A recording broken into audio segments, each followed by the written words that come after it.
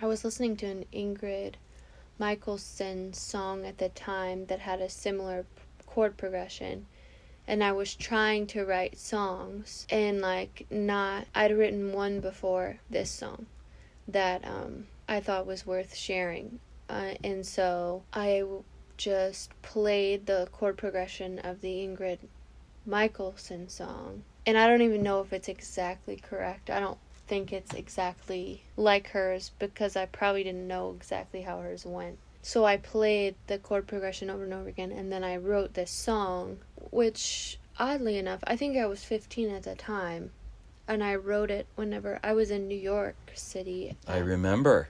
Yeah, on the deck, looking over the city. It was a little balcony, and it was, I could really see an alley.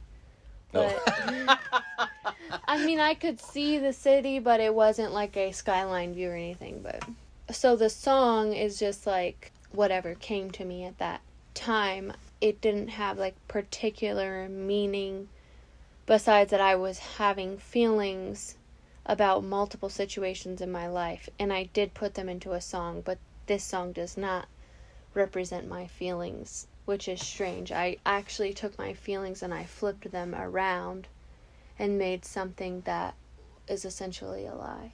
About if you were to say I was feeling some type of way, I wrote a song. This song does not describe the truth of the situations that I was in at that moment, which I think is weird. I was like, I need to write a song, and apparently I became inspired. I don't know. Yeah. Why is it so poignant? How is it that a song that, to you personally, when you were writing it from most likely an emotionless state, like it was analytical, you were flipping thoughts around. That's analytical. That's not emotional. No, I think that even if I'm saying things that are not true, the emotion of my experience still lives in that lyric, even though the lyric does not describe, anything that I was... I mean, some of them are along the lines, but I was thinking about so many different things at that time. I mean, really, no song, I don't think almost any song, tells exact truth.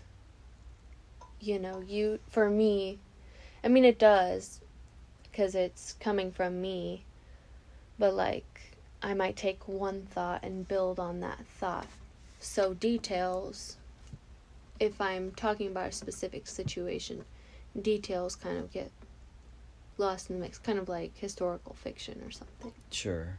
But Forget Me, you and I have talked about this when we were recording this. And I don't remember if you said, yeah, that's a lie, or yeah, there might be some truth in that. But you're saying forget me while you're wanting to say, I need to forget you. Yeah, I think that the forget me is the primary lie of the whole song. It's really placing the burden and the blame on somebody else. It's really not claiming the truth. It's just deflecting. That's pretty honest. But do you feel any emotion when you play this song? Do you feel the emotion of that? I mean, it depends. I don't attach it really well to any one thing.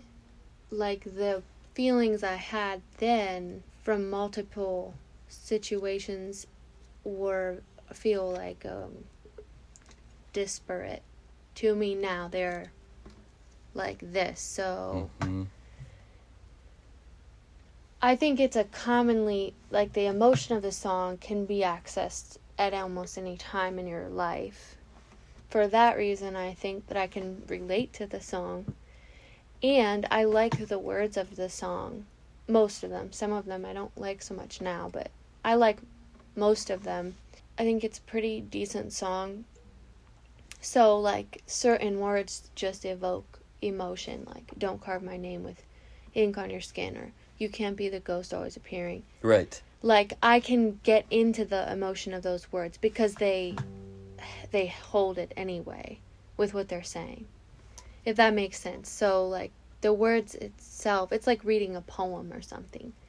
Even if you aren't accessing something from the past or experiencing something in the present, the words themselves carry something that you can access almost at any time. When I play it, it depends on if I want to immerse myself in the song. I've also played it so many times that I can do it without thinking one thing of it. I could sing it without even giving a thought to it. So, people have said to me, you know, when Lila sings certain songs, you can just hear a pin drop in the room. Mm-hmm.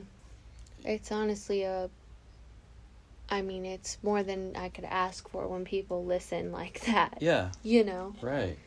So, why is it? Why does that happen? I think, first of all, there are performers who make that happen. And, like, even in the BYS community, there are performers that, when they sing, everyone shuts up. I haven't heard Joe Kurtz sing in a while, but last time he played, the room was silent back to the bar. Everybody was silent, and I think there's a few reasons why that happens. When people create from a place of honesty, I think it draws the listener in. When they're actually saying something that means something to them. But also, I think when there is universal truth that is coming out, it brings everybody under the same umbrella. It's like Forget Me. It's a love song. Love is universal. We know that. Everybody can say, I've experienced love or I haven't. And so that is something that everybody can relate to and come under the umbrella of. So whenever there is a merging, I think of truth telling, me telling the truth about me or something else, and universal truth that everybody can grab a hold of. I think that it merges everything, and everybody kind of comes into that place where they're hearing, what is being said, because it feels like it means something. There are plenty of really good artists who make meaningful music, and sometimes some people are silent, some people are not. And I can't really say exactly what that is. I tend to believe that there is a spiritual aspect sometimes, and that when somebody is singing and they have power, that it silences a room. And I'm not saying that about myself. I'm saying that because I've watched it happen with other performers. Mm-hmm. They have a power that is coming out of them, and it is essentially putting a blanket on the room. And for instance, remove the lyrics. Mm-hmm. They're just playing an instrument, and I've been in environments where people were around me crying mm-hmm. over an instrumental. Yeah. Like, yeah. That fits into that space. Totally. I'm no expert. I think all of the arts are spiritual and capable of translating spirituality because they're creative, and humans are the only species that can create. No animal, no mammal can actually create something that's outside of their survival mechanisms. So a beehive is survival. Yes, it's written in their DNA. A beaver dam. Yeah. Is survival. Yeah. A bird nest. But humans have the ability to make something out of nothing, essentially.